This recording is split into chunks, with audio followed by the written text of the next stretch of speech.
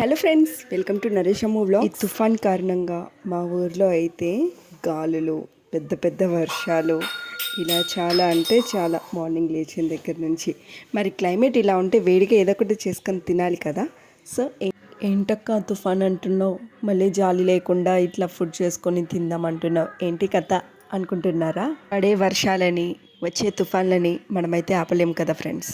So అవి పడుతూనే ఉంటాయి, ఇవి మన పని మనం చేసుకుంటూనే ఉండాలి. చెప్పడం మర్చిపోయాను, పని చేసుకోవడం అంటే ఎక్కడికో వెళ్ళి వర్షాల్లో తడిచి ఇట్లా కాదండి. ఇంట్లోనే ఉండండి, సేఫ్గా ఉండండి, సేఫెస్ట్ ప్లేసెస్లో మాత్రమే ఉండండి. పెద్ద పెద్ద చెట్ల కింద అయితే నిల్చోవద్దు. పాయింట్స్ చెప్పాను కదా, మరి అసలు మెయిన్ పాయింట్ చెప్పాలి కదా ఏంటో. నేనైతే వేడిగా పకోడీలు అయితే వేసుకొని తిన్నాను. అండ్ ఇంకొక విషయం ఏంటంటే, అందరూ బాయిల్ చేసిన వాటర్నే తాగండి అండ్ సేఫెస్ట్ ప్లేసెస్లో ఉండండి. మన వీడియోస్ కనుక మీకు నచ్చినట్లయితే మన ఛానల్ని సబ్స్క్రైబ్ చేసుకోండి. Thanks for watching. Take care, bye.